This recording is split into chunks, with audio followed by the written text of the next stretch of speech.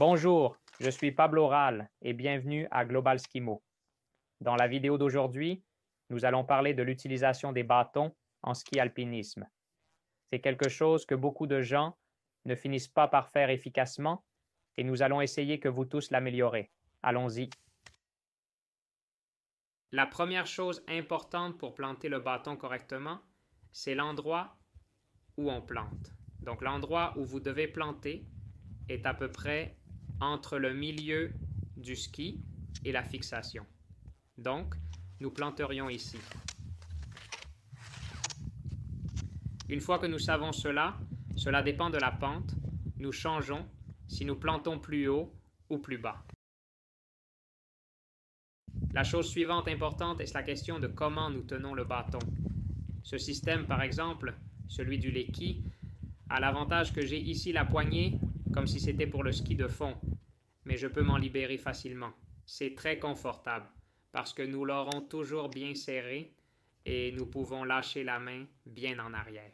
Mais au moment de la transition, nous pouvons facilement nous libérer.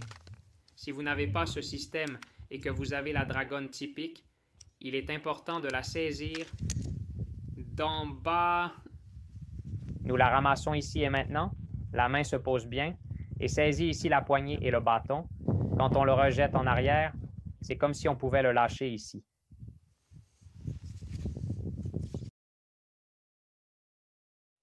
Le point suivant important est la question de la coordination. La coordination est la même que celle que nous avons quand nous marchons. Donc une astuce que vous pouvez faire est simplement de commencer à marcher sans utiliser de bâton, avec les bras comme vous les porteriez en marchant. Et une fois ici, vous commencez à l'intégrer et à enfoncer. Et nous aurions déjà la combinaison mise. La chose suivante est le parallélisme que nous devons maintenir avec les bâtons. Ils doivent être complètement parallèles au ski. Qu'on ne mette pas un peu la main à l'intérieur, car cela fera que la force que nous utilisons ne va pas dans le sens de la marche. Donc il est important que la plongée soit totalement le vecteur de la force vers l'avant. Ce serait ici. Et comme vous voyez, le bâton plonge en diagonale. Donc entre la pointe et le milieu du ski et en diagonale.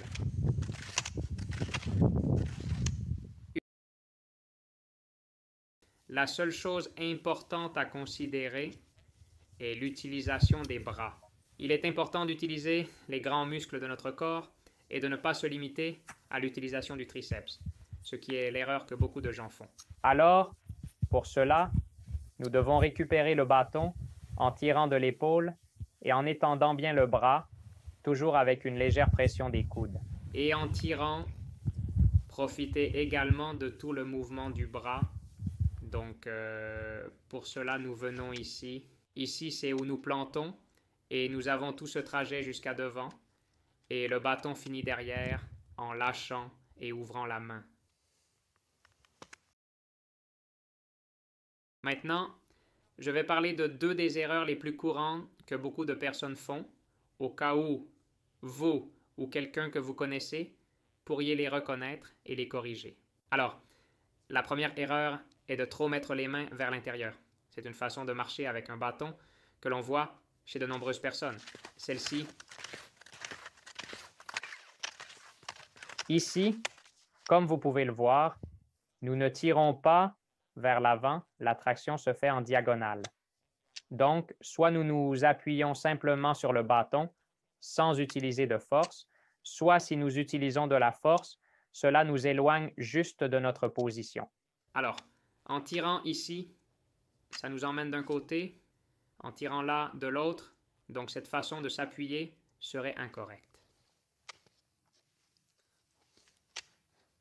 Et l'autre erreur fréquente qui se produit souvent, cela arrive aussi au fur et à mesure que l'entraînement, la course, le temps.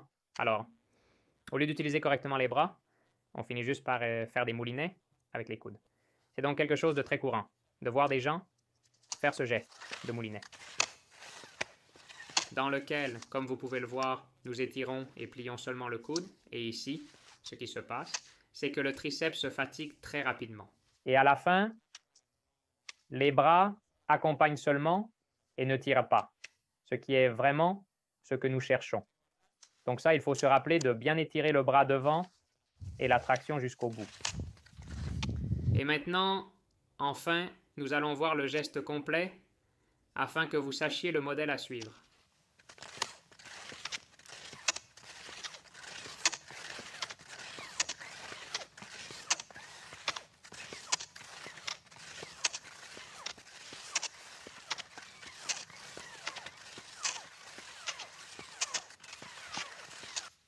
Bon, et avec ce fond, nous disons au revoir à cette vidéo.